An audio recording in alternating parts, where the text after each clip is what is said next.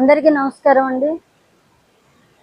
ఈరోజు ముఖ్యంగా పత్రిక ముఖంగా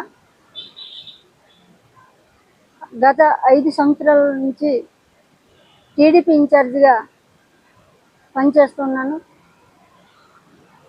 టీడీపీ ఇన్ఛార్జిగా పనిచేస్తూ పార్టీ ఇచ్చినటువంటి ప్రోగ్రామ్స్ కానీ పార్టీ కార్యక్రమాలు కానీ అన్నీ కూడా కార్యకర్తలతో నాయకులతో కష్టపడి పనిచేశాను.